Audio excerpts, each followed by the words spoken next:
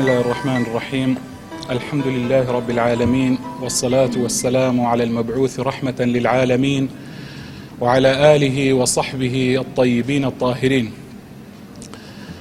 پیغمبری پیشوا عليه الصلاة والسلام لفرموديتي الصحيح داد فرميت: لا يجلس قوم مجلسا لا يصلون فيه على رسول الله صلى الله عليه وسلم إلا كان عليهم حسرة وإن دخلوا الجنة لما يرون من الثواب. پیغمبر صلى الله عليه وسلم فرميت: هر مجلسك هر كورك كمسلمانان تيدا كوب بنوام أفرمي ئەگەر بێت و سەڵەوات لەسەر پێغەمبەر نەدەن عليه الصلاة والسلام ئیلا ڕۆژی قیامەت پەشێمانە بنەوە. ئەگەر بێت و ئەوانە چوبنە بەهەشتیش لە بەهەشتیش هەر پەشێمانە بنەوە کە سەڵەواتیان لە پێغەمبەر نەدای عليه الصلاة والسلام، لەبەر ئەوەی لەوێن دەرێ ئەجر و پاداشتێکی یەکجار گەورە ئەبینن کە بۆ ئەو کەسانە هەیە کە سەڵەواتیان لە پێغەمبەری دای عليه الصلاة والسلام. دائما سەرەتا پێشەوەی دەست پێ بکەین سێ سەڵەوات لەسەر پێغەمبەری دەن عليه الصلاة والسلام. اللهم صل على سيدنا محمد وعلى آله وصحبه وسلم. اللهم صل على حبيبنا محمد وعلى آله وصحبه وسلم. اللهم صل على شفيعنا محمد وعلى آله وصحبه وسلم. خۆشەویستان، پێم خۆشە لەو چەند دقیقەیە کە لە خزمەتتاندا لە خزمەت فەرمودەیەکی پێغەمبەری پێشەوا بن عليه الصلاة والسلام. ئەو فەرمودەیە طبعا پێغەمبەری خوا عليه الصلاة والسلام فرمودەیەکە مرۆڤی مسلمان ئەشوبهینیتن بە مێشە هەنجوین. مرۆڤی مسلمان لەگەڵ مێشە هەنجویندا وێکیان ئەچوینیتن. جا با تەماشاکەین، یعنی بۆ پێغەمبەری خوا عليه الصلاة والسلام بۆ مرۆڤی مسلمان بە مێشە هەنجوین ئەشوبهینیتن. طبعا ئیسلامەتی خۆشەویستان، ئیسلامەتی قسە نییە.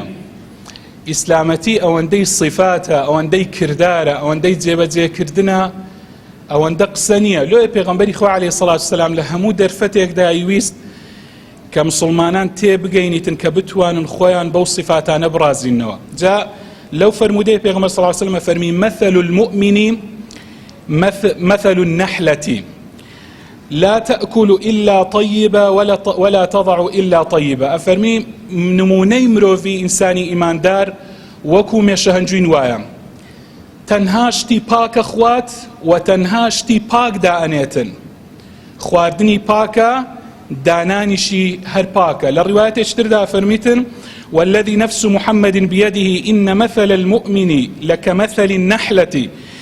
أفرمي أكلت طيبا ووضعت طيبا. أفرمي سوين بوي كجياني محمدي بدستا نموني مروفي إيمان دار وكو ميشة هنجوين وايا، تنها باك أخوا وباك دانيتن. جا إمامي مناوي رحمة إخوائي لبيتن لسر أو فرمودي أفرمي باشا، يعني لتدا إنساني مسلمان وميشة هنجوين وشي إيكن لو بيغمبر صلى الله عليه وسلم أواندا بيشي تواندينا. طبعا وجهي الشبه شوازي ويكتونيان چەند شتێکەوە ئیمامی مەناوی ئەفەرمی یەکەمیان ئەوەیە زیرەکی و لێ هاتووی مێشە هەنجوین.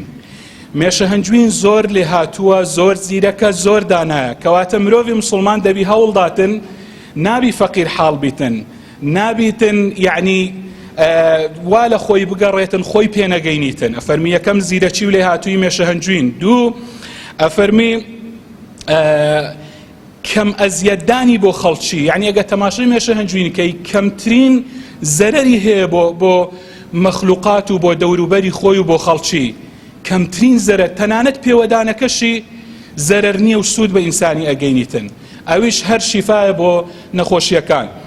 خۆپاراستنی مێشە هەنجوین لە پیسی، یعنی لە هەرچی شتی پیسە مێشە هەنجوین خۆی ئەپارێزیتن، لەسەر شتی پیس هەڵانیشیتن.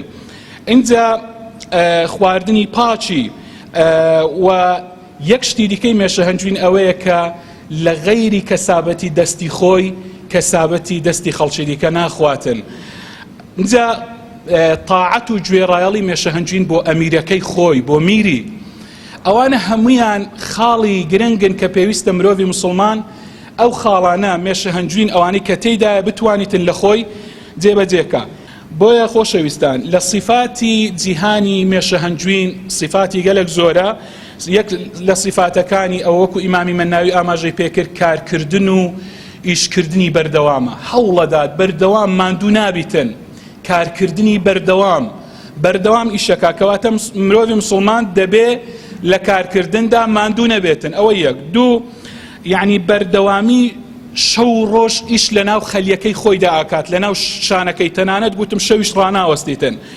اینجا شارەکەی خۆی بنیاتە نێتن، بنیاتنانی شاری پێویستە مرۆڤی مسلمان بە هەمان شێوە یعنی دەستی هەبێتن لە بنیاتنانی شار و ئاوەدانکردنەوەی، پارێزگاریکردن لە وەچە و نەوەکانی خۆی، و ئەگەر تەماشای شجاعەت و ئازایەتی بکەی، یعنی تەضحیە بە خودی خۆی داتن مێشە هەنجوین لە پێناو دروستکردنی خەلیەی خۆیدا. یعنی یەکێکی دیکە لە صفاتە هەرە جوانەکانی مێشە هەنجوین ئەوەیە کە مێشە هەنجوین حەز لە کاری بە کۆمەڵە کاتن، حەز لە کاری بە جەماعیە کات. یعنی مێشە هەنجوین هەمووی دەستە جەمعیە، جیهانێکی سەر بەخۆیە گە تەماشایکەی، هەمویان پێکەوە، هەموو پێکەوە گوێڕاڵی میرەکەیانن و بە جوانی بە دەستە جەمعی کارەکەن. یعنی ئەوە زۆر ڕووناگە تەماشای مێشە هەنجوین بکەی. ئەوجا مێشە هەنجوین بێتاقەت نابی بەڕاستی، بۆڵە ناکا، بەڵکو بەبێ دەنجی ئیشەکاتن، ئیشی خۆیە کات و بەردەوامە لە ئیشکردنیدا، و قەت چاوەڕێی منسبی نییە کەسێک منسبەکی پلە و پۆستەکی پێبداتن یاخود مەسەرەن مەکانەتەکی هەبیل و ئەوەی لە پێناوی هەندێکدا ئیش بکە، نا بەبێ دەنجی ئیشی خۆیە کات و بەردەوامە لە ئیشکردنی. طبعا مێشە هەنجوین لە قورئان گرنگیەکی زۆر تایبەتی بە مێشە هەنجویندایە. یعنی ئەوە لە فەرمودەی پێغەمبەری عەلەیهی سەڵات وەسەلام مسلمانی چوان بە مێشە هەنجوین. بەڵام لە قورئاندا تەماشاکەن، لە قورئاندا یەک سوورەتی تەواو بە ناوی سوورەت النەحل، یعنی سوورەتی مێشە هەنگ هاتیە. ئەو سوورەتە طبعا ئەوە تەکریم و ڕێزلێنانە بۆ ئەو حەشەڕەیەی، بۆ ئەو گیاندارێکی کچکەیە بەڵام زۆر بەسوود و دەرس و پەندی زۆری تێدایە. تەماشاکەن قورئانی پیرۆز چە فەرمیتن؟ ئەفەرمی وأوحى ربك إلى النحل أن اتخذي من الجبال بيوتا ومن الشجر ومما يعرشون. أفرمي إلهام من خستا بيمان قد بميشة هنجوين، بيمان قد أن اتخذي من الجبال بيوتا، لچه مالي خود دروسكي لتيايا كان، پاشان ومن الشجر لدار شاني خود دروس بكي، ومما يعرشون هروها لنا وقاميش و بشلان. لو استا ببي او آيات قرآني بيروز زور بي طبعا ليكولينا وزور كراينا لسر هنجوين استاد ليكولينا وكان سلمان ديتيان ألين او هنجويني كالتيايا باشتر لويك لداريا، ئەوەی داریش باشترە ئەوەی کە لە ناو قامیش و بیشەڵانیە لۆ نەخۆشیەکان. طبعا ئەوە سەلماندنی قورئانی پیرۆزە. قورئان یەکەم جار بە تەرتیبی هینا، یەکەم لە چیا لە شاخەکان، پاشان یعنی ئەوەی لە چیا و لە بەرد و ئەوانە شانەی دروست دەکاتن، پاشان دار، پاشان قامیش و بیشەڵان. ثم كلي من كل الثمرات، اینجا پێمان گوت لە هەموو میوەیەکی بخۆ، فەسلوکی سبل ربکی، ئەو ڕێگایە بگرە ئەوەی کە خوای گەورە بۆی دیاری کردووی چ گوڵەیەک و چ شیلەیەک هەڵمژی. يخرج من بطونها شراب مختلف ألوان. طبعا أفرمي لنا وجي مێژدا خواردنەوەی جۆرا و جۆر دێتە دەرێ. طبعا ئەگە تەماشاکەی هەنجوینە یعنی عەکبەرە، پرۆپۆلیۆسە، کۆمەڵێک شتە کە مێش دروستی ئەکاتن. ئەفەرمی فيه شفاء للناس. طبعا لە هەنجویندا شیفا بۆ خەڵک هەیە، نەیفەرمووە شفاء لكل داء، فەرموویتی فيه شفاء للناس، شفاء لۆ نەخۆشیەکان لۆ خەڵکی، بەڵام نەک لۆ هەموو نەخۆشیەکی، چونکە هەندێک نەخۆشی هەیە ئەگەر هەنجوینی بخواتن لەوانەیە پێ بمریتن. بۆ نمونە ئینسانی تادار ئەوەی تای لێبیتن نابی هەنجوینی بخوات، بەڵام ئەفەرمی شیفای تێدایە بۆ خەڵکی.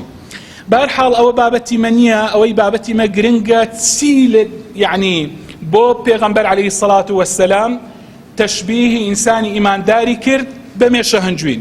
یعنی ئەو وەکچوونە چییە؟ یەکەمیان لە نێوان ئیماندار و لە نێوان مێشە هەنجوین. مێشە هەنجوین پێغەمبەر صلی الله علیه و سلم فەرمووی لا یأکل إلا طیبا، ئەوە صفەتی چییە؟ صفەتی مێشە هەنجوینە، کەواتە ئیمانداریش بە هەمان شێوە پێغەمبەر صلی الله علیه و سلم فەرمی لا تصاحب إلا مؤمنا ولا يأكل طعامك إلا تقي. ئەفەرمی ئینسانی مسلمانیش نابی هاوڕێتی ئیلا کەسی ئیماندار، یعنی تەنها هاوڕێتی ئیماندارەکەی، پێویستە ئینسانی مسلمان هاوڕێتی لەگەڵ کەسانی ڕێک و پێک و مسلمان دابکە و ئەوەی خواردنیشت ئەخوا دەبی کەسێکی لە خواترز بی. تەماشاکەوە خاڵی یەکەمێک چون. دووەم، المؤمن طبعا لا يقول إلا طيبة. چۆن مێشە هەنجوین کە هەنجوینە داتن بە هەمان شێوە ئینسانی مسلمانیش ئەو قسەی کە ئەکاتن تەنها قسەی باشەکات. پێغەمبەر صلی الله علیه و سلم فەرمی من كان يؤمن بالله وباليوم الآخر فليقل خيرا أو ليصمت. ئینسانی مسلمان کاتێک کە قسەیەکە کات یان قسەی باشەکات یان خۆی بێدەنگەکات. پێغەمبەر صلی الله علیه و سلم فەرمی ئەوەی باوەڕی بەخوا و بە ڕۆژی دوای هەیە یان با بێدەنگ بی یان ئەگەر قسەیەکی کرد با قسەکە خێر بیتن. کەواتە بە هەمان شێوەی مێشە هەنجوین لا يأكل إلا طيبة ولا يقول إلا طيبة. ئینسانی مرۆڤی مسلمان حەزی لە کاری بە جەماعی کۆمەڵە، چۆن مێشە هەنجوین حەزی بەکاری بە کۆمەڵە.